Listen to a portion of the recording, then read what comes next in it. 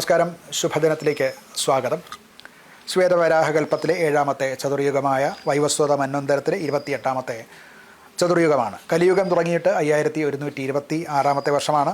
ഇന്ന് കലിദിന സംഖ്യ വരുന്നത് 18,72,486ാമത്തെ ദിവസമാണ്. മലയാളത്തിലെ കണക്കനുസരിച്ചിട്ട് 1201 ആണ്ട് കന്നിമാസം 17-ാം തീയതിയാണ്. ശകവർഷം 1947 ആശ്വിന മാസം 11-ാം തീയതിയാണ്. ഗ്രിഗോറിയൻ കലണ്ടർ അനുസരിച്ച് 2025 ഒക്ടോബർ മാസം 3-ാം തീയതിയാണ്. ഇന്ന് തിഥി വരുന്നത് ശുക്ലപക്ഷത്തിലെ ഏകാദശി തിഥിയാണ്. വൈകിട്ട് 6:33 വരെ ഏകാദശി തിഥി വരുന്നുണ്ട്. നക്ഷത്രം വരുന്നത് തിരുവോണം നക്ഷത്രമാണ്. രാവിലെ 9:34 വരെയാണ് തിരുവോണം. അതിനുശേഷം അവിട്ടം നക്ഷത്രമാണ്. കരണം വരുന്നത് പശുക്കരണമാണ്. രാവിലെ 6:58 വരെ ആണ് പശുക്കരണമുള്ളത്. പിന്നീട് വിഷ്ടിക്കരണമാണുള്ളത്. നിത്യയോഗം വരുന്നത് ധൃതിനാമ നിത്യയോഗമാണ്. രാത്രി 9:45 വരെയുള്ള സമയത്ത് ഈ ധൃതിനാമ നിത്യയോഗമുണ്ട്. ഞാറ്റുവേല അത്തം ഞാറ്റുവേല തന്നെയാണ്. ഋതു ശരത് ഋതുവാണ്. ദക്ഷിണ അയനമാണ്. ഇന്ന ദിവസം വെള്ളി ശുക്രൻ്റെ കാലഹോരയിൽ തുടങ്ങുന്ന ദിവസമാണ്.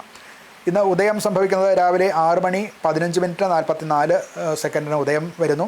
വൈകിട്ട് 6:10 2 ഉദയം സംഭവിക്കുന്നു. ഇത് മധ്യകേരളത്തിലേതാണ് ഉദയാസമയങ്ങൾ പറഞ്ഞിട്ടുള്ളത്. ഏതാനും സെക്കൻഡുകളുടെ വ്യത്യാസം വടക്കോട്ടും തെക്കോട്ടും മാറും തോറും ഉണ്ടാകുന്നതാണ്. ദിനമാനം വരുന്നത് 11 മണിക്കൂർ 54 18 സെക്കൻഡ് ആണ്. പകലിൻ്റെ ദൈർഘ്യമാണ് ഈ പറഞ്ഞ ദിനമാനം എന്ന് പറയുന്നത്. രാഹുകാലം വരുന്നത് 10:43 തുടങ്ങി 12 വരെയുള്ള സമയത്താണ്. ഗുളികകാലം വരുന്നത് രാവിലെ 7:45 തുടങ്ങി 9:14 വരെയുള്ള സമയത്താണ്.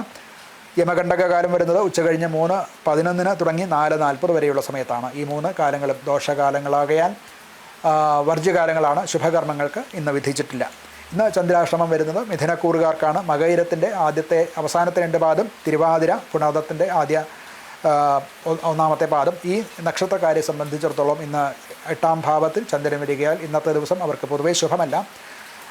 ശുഭമായിട്ടുള്ള കാര്യങ്ങൾക്കോ അതുപോലുള്ള പ്രധാനപ്പെട്ട യാത്രകൾ ഇതെല്ലാം ഇന്ന് അവർ ഒഴിവാക്കാൻ ശ്രമിക്കേണ്ടതാണ്.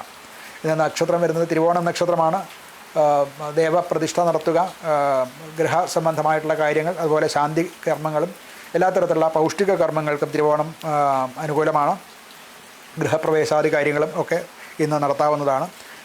തിഥി വരുന്നത് ശുക്ലപക്ഷത്തിലെ ഏകാദശി തിഥിയാണ്. വിവാഹം മുതലായിട്ടുള്ള കാര്യങ്ങൾ, വ്രതം നടത്തുക, അതുപോലെ പുതിയ ആഭരണം, ഭൂഷണം മുതലായിട്ടുള്ളവ അണിയുക, യാത്ര, ഗൃഹപ്രവേശം ഇതിനൊക്കെയും ഈ ഏകാദശി തിഥി നല്ലതാണ്. നമസ്കാരം.